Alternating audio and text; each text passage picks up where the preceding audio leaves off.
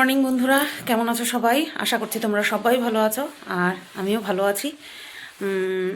Good morning তোমাদেরকে জানালাম, but আমার জন্য মর্নিংটা একেবারেই গুড নয়। কারণ চোখ খোলার সাথে সাথে মাথায় তীব্র যন্ত্রণা শুরু হয়েছে। জানি না কেন, সারা রাত যে ঘুম হয়নি সেটাও বলতে পারবো না, কারণ ঘুম না হলে তো অবশ্যই বাথরুমে তো ছুটতাম আমি। তো কেন মাথা যন্ত্রণা করছে জানি না। তো এবার উঠে বসলাম, দেখি কোমরে বীভৎস যন্ত্রণা হচ্ছে। তো সেই যন্ত্রণাময় একটা সকাল তো আমার জন্য গুড মোটেও নয়। তোমাদের গুড হোক। আজ হলো বুধবার, আর এখন বাজে সকাল 9:25। সকালে উঠেছি, উঠে নিয়ে বাসি কাজ সেরে নিয়ে ভাত বসিয়ে দিলাম, ননিকেও সেবা দিয়ে দিলাম সকালবেলা, থাইরয়েডের ওষুধ খেয়ে নিলাম। ঠিক আছে, আজকে রান্না কাজ বলতে আমি কোনো কিছু রান্না করছি না আজকে, কারণ আমার এক্সট্রা অনেক কাজ আছে। সেটা হলো তোমার আমার প্রোডাক্টগুলোর ছবি তোলা। আর সেই ছবি তোলা আমি জাস্ট বের করলাম, ঝাঁকাঝাঁক ছবি তুললাম সেরকম না।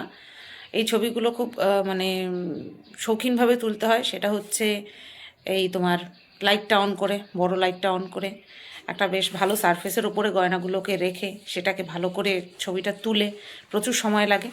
তো সেটা করতে হবে। তারপরে দোকানে যাওয়া আছে। তো এই সমস্ত কাজগুলি করা আছে। তো তার জন্য আমি আজকে রান্নাটা রাখিনি, কালকে আবার রান্না করব।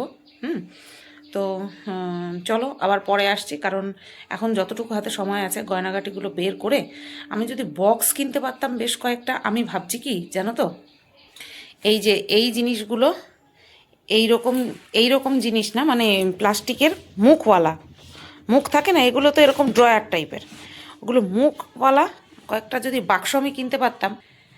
এই ধরো কানের জন্য একটা, হাতের জন্য একটা, চোকারের জন্য, নেকলেসের জন্য, এই গলার জন্য, মোটমাট 5খানা হলেই আমার হয়ে যায়।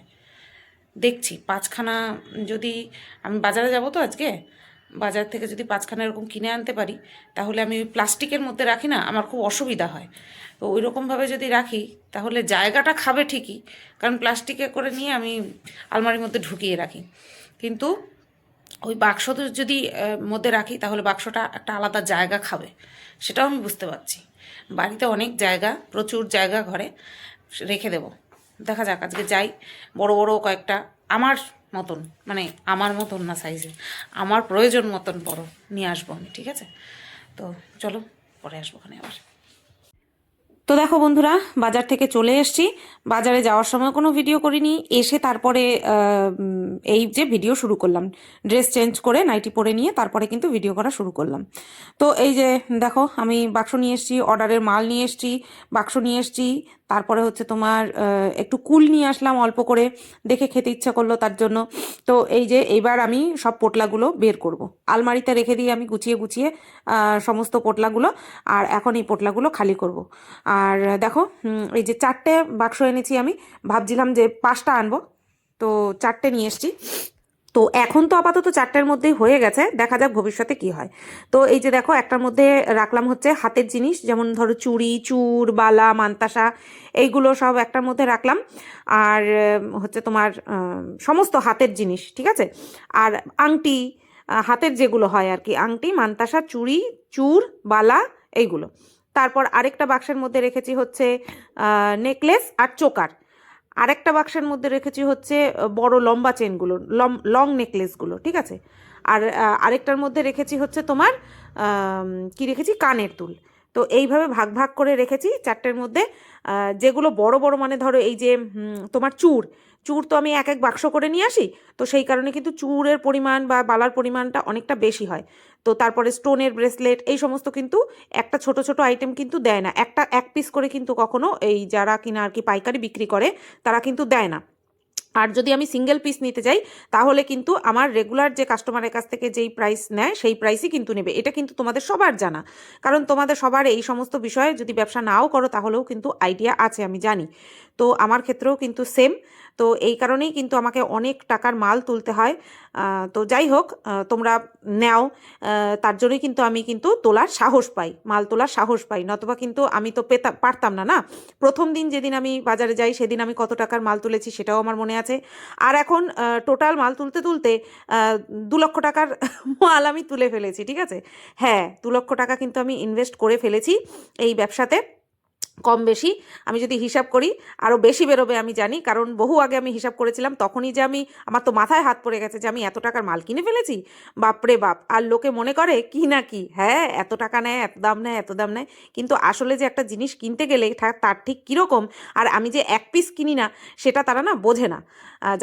যারা বোঝে তারা তো তাদের কথা তো ছেড়েই দিলাম, কিন্তু যারা বোঝে না তারা কিন্তু এরকম কথা কমেন্ট বক্সেও বলতে থাকে, যখন আমি লাইভ করি তখনও বলে এত দাম। আসলে আমাকে যে পুরো সেটটা ধরে নিয়ে আসতে হয় সেটা তাদের আইডিয়া নেই। তো এই তো তোমাদেরকে বললাম প্রায় 2 লক্ষ টাকার মতন জিনিস আমার কিন্তু কেনা হয়ে গেছে, ঠিক আছে। তো যাই হোক, তোমাদের আশীর্বাদ এইভাবে বজায় থাকুক, আর এইভাবে তোমাদের ভরসা রাখতে চাই, বজায় রাখতে চাই। দেখো কোমর যন্ত্রণা করছে, তার জন্য মাঝে মধ্যে কিন্তু একটুখানি কোমরে হাত দিচ্ছি। আর হ্যাঁ, ভালো মন্দ কিন্তু সব জায়গাতেই থাকে, তো সব ক্ষেত্রেই থাকবে আশা করছি, এক্ষেত্রেও থাকবে। মন্দটা উতরে ভালোটাকে নিয়ে এগিয়ে যাব, এই আশীর্বাদ করো, এইটুকু মনের জোর দিও, তাহলেই হবে। গুছানো আমার কমপ্লিট। চলো এইবার কিন্তু আমি চলে আসলাম পরের দিন। সেই দিন আর কোনো রকম কোনো ভিডিও করিনি, এক একদিন ইচ্ছে করে না, মন চায় না ভিডিও করি, এক একদিন ইচ্ছে হয় যে না নিজের মতন করে সময়টা কাটিয়ে দিই, তো সেরকমই গেছে গত দিনটা। আর এদিকে দেখো আমি পরের দিন একেবারে সকালবেলায় কিন্তু ক্যামেরা সেট করে দিয়েছি।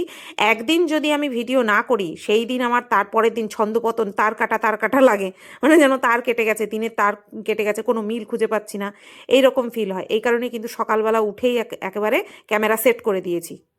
তো দেখো বন্ধুরা, হাঁড়িতে চাল টাল ধুয়ে জল দিয়ে একেবারে বসিয়ে দিলাম। আর এখন কিন্তু গ্যাস জ্বালাবো না, কারণ তোমরা জানোই ওই শীত যতদিন থাকবে ততদিন কিন্তু 9:30টার সময়ই আমি ভাতটা অন করি না, সরি, বসাই, মানে চালু করি।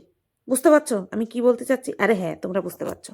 তো এদিকে করব ডাল, তো সেই কারণের জন্য কিন্তু কৌটো থেকে ডাল বাটিতে ঢেলে নিলাম। আর এবার চটকে চটকে চটকে চটকে 3বার ধুয়ে নেব, যাতে করে ডালের যেই ধুলো বা পাউডার যাই থাকে না কেন সেইগুলো যাতে ভালো করে বেরিয়ে যায়। আর ফেনা ফেনা যাতে মানে ওই সিটি ওঠার সময় প্রেশার কুকারের থেকে ওই মুখটা দিয়ে যেন না বেরোয়, ওটা আমার বড্ড অসহ্য লাগে, গ্যাস চারিদিকে ছড়িয়ে যায়, একটা বিড়ি খিচ্চিরির মতন লাগে।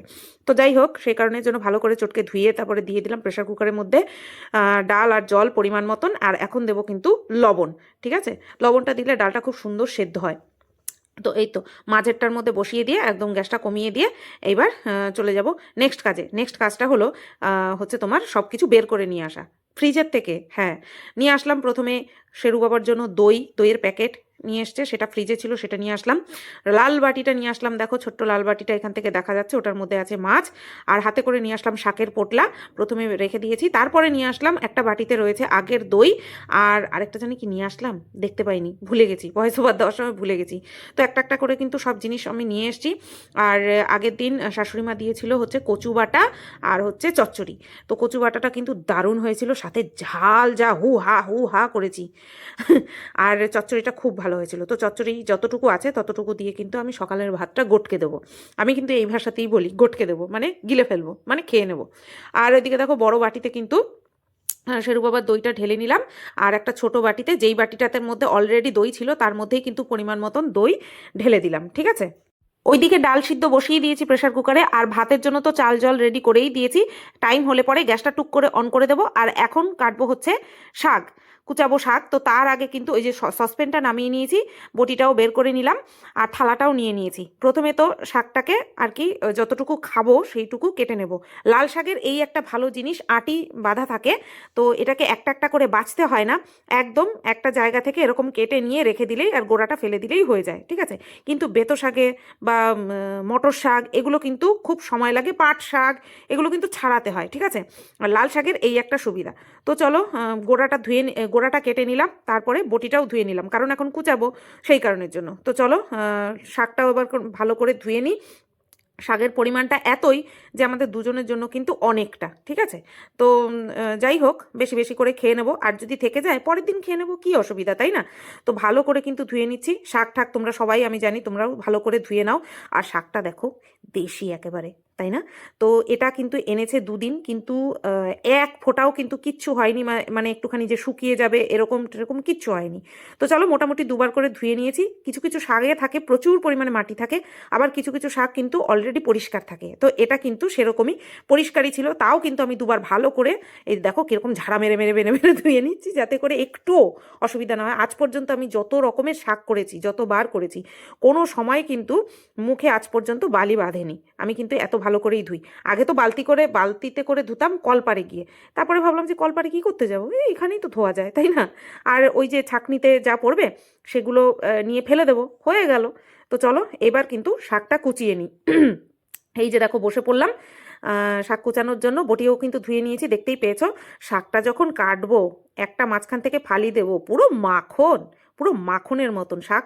কাটার সময়ই কিন্তু বোঝা যায় যে শাকটা কড়াইতে দিলে পরে কীরকম তার টেক্সচার আসবে, বা আর খেতেও সেটা কীরকম হবে। তো চলো, একবারে হয়নি, এক মুঠিতে হয়নি, 3 মুঠিতে কাটতে হয়েছে। এক আটিতে যা শাক থাকে তাতে করে খাওয়ার পাতে 4 জনের ভালো মতন হয়ে যায়। আর একটু যদি ওই ভাগাভাগি করে খাওয়া যায় তাহলে কিন্তু 5 জনও হয়ে যায়, ঠিক আছে? তো চলো, এই এক ধাপে কাটাই দেখালাম তোমাদের, এবার ডাইরেক্ট একদম শাক রান্না করতে চলে যাই। তো এই যে ছোট কড়াইটা, সুন্দর কড়াই আমার বসিয়ে দিয়েছি, ঝকঝকে কড়াই। তো একটুখানি তেলটা বেশি পরিমাণে দিলাম, কারণ হচ্ছে বেগুন ভাজা করব। ডাল করেছি, তার জন্য কিন্তু বেগুন ভাজা করব। আর যার জন্য বেগুন ভাজা বসাবো বলে ভাবছি, সে পরে এসে আমাকে বলছে সে আর কি সকালবেলা ভাত খাবে না, কি খাবে, পিঠে খেয়ে যাবে। আগের দিন হচ্ছে তোমার শাশুড়ি মা বানিয়েছিল হচ্ছে কাঁচি পিঠা, মানে বুঝতে পারছো তো, সাঁচের পিঠা। তো সেটাই এনেছিল, আমার জন্য এনেছিল। এবার অত রাত্রে, তাও তখন 10টা বাজে, নারকেল দিয়ে খেজুরের গুড় দিয়ে অত তো আর খাওয়া যায় না, আমি 2টো খেয়েছি, ঠিক আছে। আর বাদবাকিগুলো ছিল। এবার কাঁচি পিঠা তো সবাই ভালো খায়, বিশেষ করে নারকেল দিয়ে তো আমাদের বাড়ির লোকজন সবাই খায়, এবং নারকেল সহ্যও হয়। তো সেই কারণে পিঠে খেয়ে গেছে, আর এই বেগুন ভাজা আমার পেটেই গেছে। ঠিক আছে। তো আর যেই ভাতটা ছিল, তার নামের যে ভাত ছিল, সেটা আমি আর শেরু বাবা দুপুরবেলা উদ্ধার করে দিয়েছি। তো চলো, এই যে বেগুন ভাজা কিন্তু আমার হয়ে গেছে। এবার এত তেল আমি কি করব। ওই পাশে দেখো বড় কড়াইটা বসিয়ে দিয়েছি, বড় কড়াইটাও কিন্তু গরম করতে বসিয়ে দিয়েছি, ঠিক আছে। বেগুন ভাজাগুলো তুলে নিয়ে আমি কি করেছি, এই ছোট কড়াইয়ের তেল সবটা বড় কড়াইতে ঢেলে দিয়েছি। কেন, কারণটা তোমাদেরকে বলছি। বেগুন ভাজাগুলো দেখো কত সুন্দর হয়েছে। অনেকে দেখি ভিডিওতে দেখায়, যারা ব্লগ করে আর কি, বেগুন ভাজতে গিয়ে পুড়িয়ে দেয় পুরো। আমি জানি না স্বাদ পাই কিনা। বেগুন ভাজা হবে গোল্ডেন গোল্ডেন কালারের। তো যাই হোক, এই যে দেখো, ওই বড় কড়াইতে হাতটা দিয়ে দেখলাম ভালো মতন গরম হয়েছে কিনা, তারপরে পুরো তেলটা ঢেলে দিলাম। তারপরে আবার ছোট কড়াইতে কিন্তু আবার তেল দেবো। সেটা কিসের জন্য তাও বলছি, কারণ এতগুলো তেল তাতে ডালটা সম্বার দেবো, সেটা তো আর হয় না, তার জন্য। ওদিকে দেখো প্রেশার কুকারের ঢাকনাটাও কিন্তু খুলে দিয়েছি, আবার এদিকে আবার গ্যাসটা ধরিয়ে দিয়ে এবার ডাল সম্বার দেওয়ার মতন কিন্তু তেল দিয়ে দেবো, ঠিক আছে। 2টো তেলের বোতল কিনেছিলাম মিশোর থেকে, বাবা, ঢং করে। সেই দেখি সেই বোতলের জোড়া দিয়ে তেল পড়ে। আমি তারিকা, আমার এই বোতল যথেষ্ট ভালো। হ্যাঁ, কোনগুলো ভালো বলো তো, যেগুলো হচ্ছে যে স্টিলের থাকে না, কেটলির মতন মুখ অনেকটা, সেইগুলো কিন্তু ভালো। তো যাই হোক, আমি এখন এই বিসলারি জলের বোতল 1 লিটারের, সেই বোতলই ব্যবহার করি। আর এই যে দেখো, আমি ডাল সম্বাদ দেবো, তার জন্য কিন্তু তেলের মধ্যে দিয়ে দিয়েছি শুকনো লঙ্কা, এখন দেবো রাঁধুনি, আর তারপরে দেবো সর্ষে। আমার মতন ডাল যদি করতে চাও, তাহলে আজকের রেসিপিটা তোমরা ফলো করো, কারণ এই ডাল খেয়ে আমি সবাইকে পাগলা বানিয়ে দিয়েছি, including my father in law. তোমরাও কিন্তু পাগলা বানিয়ে দিতে পারবে। তো তার জন্য কিন্তু আমার এই স্পেশাল রেসিপিটা ফলো করতে হবে ডাল বানানোর, ঠিক আছে। এটা স্পেশালি হচ্ছে টক ডাল বানানোর রেসিপি। তার জন্য আমি শুকনো লঙ্কা ফোড়ন দিয়েছি, সর্ষে দিয়েছি, আর রাঁধুনি দিয়েছি, আর দিয়ে দিলাম একটা কুচিয়ে রাখা টমেটো। আর এর মধ্যে এখন আমি দেবো, ডালে যেরকম পরিমাণ মতন হলুদ দেয়, একদম চিমটিখানেক সেরকম হলুদ, নতুবা কিন্তু হলুদের গন্ধ হয়ে যাবে যদি বেশি পরিমাণে হলুদ দাও। আর কিন্তু দেবো হচ্ছে পরিমাণ মতন লবণ। সেদ্ধ করার সময় ডাল প্রেশার কুকারে আমি লবণ দিয়েছি, সেটা মাথায় রেখে ডালের পরিমাণ মতন কিন্তু আন্দাজ করে আমি লবণ দেবো। আমার কিন্তু ডালে কখনো লবণ বেশি হয় না বা কম হয় না, একদম পারফেক্ট হয় কিন্তু, ঠিক আছে। আর এই যে এবার আমি টমেটোগুলোকে করে দিচ্ছি, খুন্তি দিয়ে ভেঙে ভেঙে দিচ্ছি, তাতে করে তাড়াতাড়ি হয়ে যাবে। হ্যাঁ, আর টমেটোটা ভালো করে কষিয়ে নিলে কি হয়, ডালের স্বাদটা কিন্তু দ্বিগুণ হয়। আগে কিন্তু আমি ডাল ফুটলে পরে তারপরে টমেটো দিতাম, কিন্তু এখন কিন্তু এইভাবে আমি ডাল করি। এই যে দেখো, টমেটোটা কষানো হয়ে গেছে, এইবার কিন্তু আমি ডালটা সম্বার দিয়ে দেবো। আর এইভাবে আমি যেভাবে দেখাচ্ছি সেভাবে একদম করো তোমরা ডাল, দেখবা প্রশংসায় মানে পঞ্চমুখ হয়ে যাবে, যদি তারা ভালো মনের মানুষ হয়। অনেকে আছে ভালো জিনিস খেলে পরেও মুখ থেকে তাদের বুলি ফোটে না, সেই সব মানুষের কথা আমি বলছি না, ঠিক আছে? তো তোমরা তো জানো মুসুরির ডাল আমরা বরাবরই একটুখানি পাতলা খাই, সেটা ভালো লাগে। গাঢ় মুসুরির ডাল খাই না, মুগ ডাল গাঢ় খাই। তো দেখো আমি পরিমাণ মতন জল দিয়ে দিলাম। আর এখন যেই জিনিসটা দেবো সেটা কিন্তু তোমরা মাথায় রাখবে। দাঁড়াও, দিচ্ছি, দেখাচ্ছি, একটুখানি ওয়েট করো। এই যে নিয়ে আসছি, এই যে মূল মন্ত্র, সবকটা স্টেপ ফলো করবে। আর এই যে আমার ডালের পরিমাণটা দেখো, তার মধ্যে কিন্তু আমি 2 চামচ চিনি দিলাম, ঠিক আছে, এই চামচের।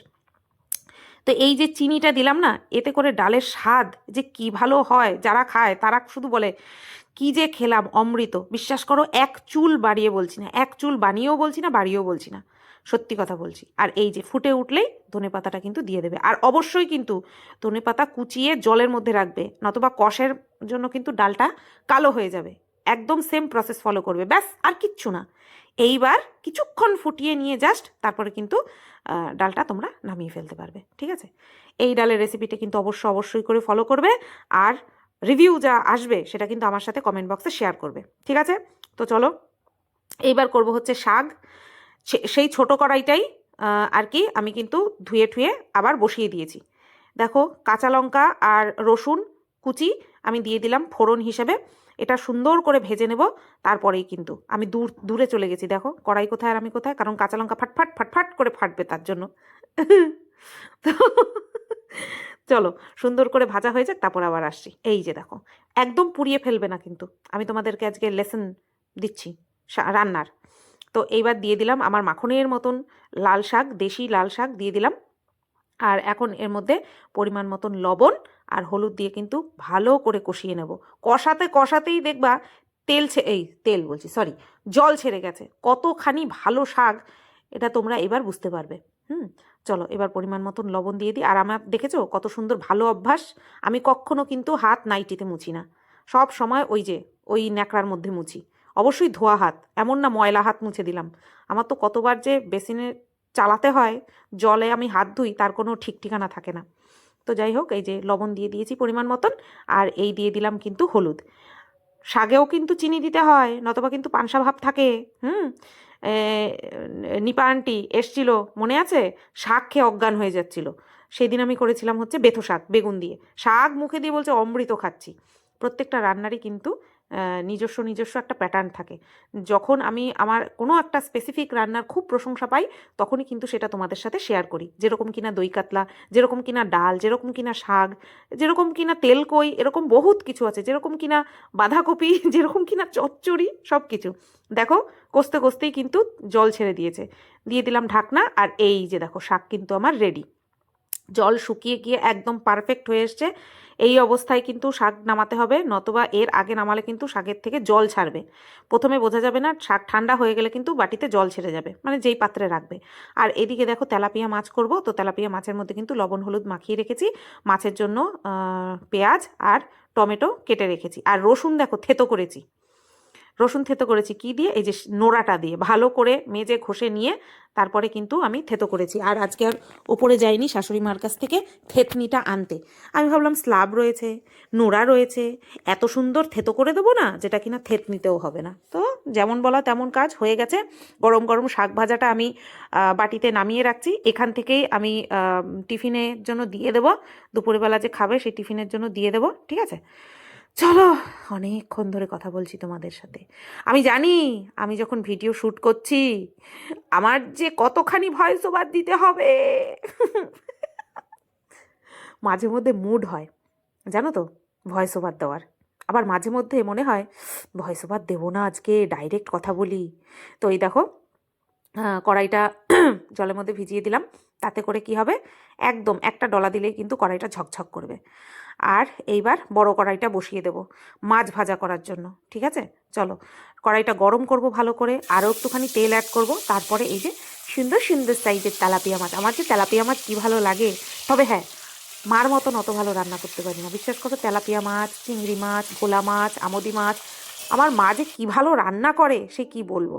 তো যাই হোক, দেখো মাছের ঝোল কিন্তু রেডি। মাছটা জ্যান্ত মাছ ছিল, দেশি মাছ, খেতেও খুব সুন্দর হয়েছে।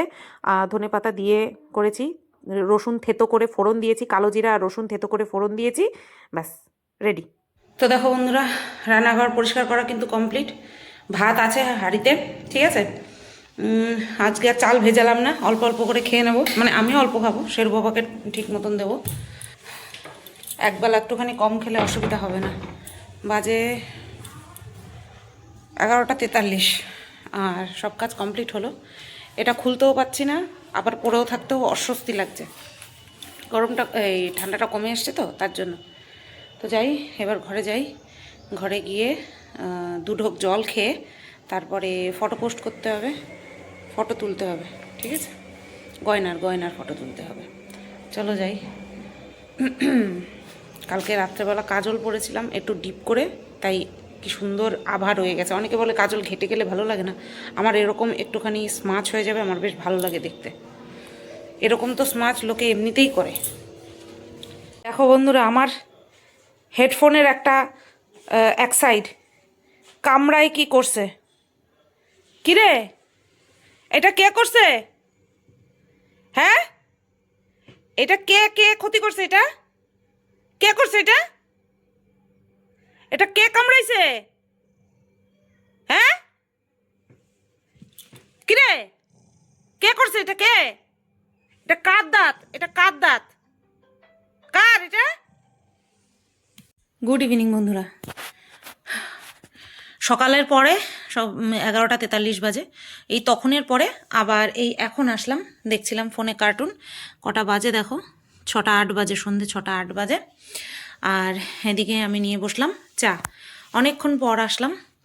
এখানটায় আছে ধনেপাতা, পেঁয়াজ কুচি, লঙ্কা কুচি, চানাচুর আর ছোলা, ঠিক আছে, ভেজানো ছোলা নিয়েছি। আর এখানে চা আর বিস্কুট। আর এখানটায় এই যে শেরু বাবা, ঠিক আছে। এটা কিন্তু আমার কপালের সিঁদুর, আদর করতে গিয়ে লেগেছে। তো চলো খেয়ে নিই। শ্বশুর শাশুড়ি বাড়ি নেই, গেছে মেসো শ্বশুরের বাড়িতে, ঠিক আছে। মেসো শ্বশুরের বাড়ি, যে মেসো শ্বশুর মারা গেল সেই বাড়িতে। চলো আমি খেয়ে নিই। তো বন্ধুরা, এতক্ষণ ভিডিও এডিট করছিলাম। ভয়েস ওভারের পরিমাণ আজকে শুনেছো? এই বসে বসে ভয়েস ওভার দিলাম, পুরো টানা, গলা শুকিয়ে কাঠ আমার। এখন যাব জল খেতে, বাজে এখন 9:35 রাত। আর ভিডিওটা তাই এন্ড করে দিতে এলাম। এন্ড করে দেওয়ার জন্য ক্যামেরাটা অন করলাম, না এডিট করছিলাম তো, তাহলে এখন ইয়ে করে দিই, কি যেন বলে তোমার, ভিডিওটা এন্ড করে দিই, এন্ডিং পার্টটা শ্যুট করে নিই, ঠিক আছে।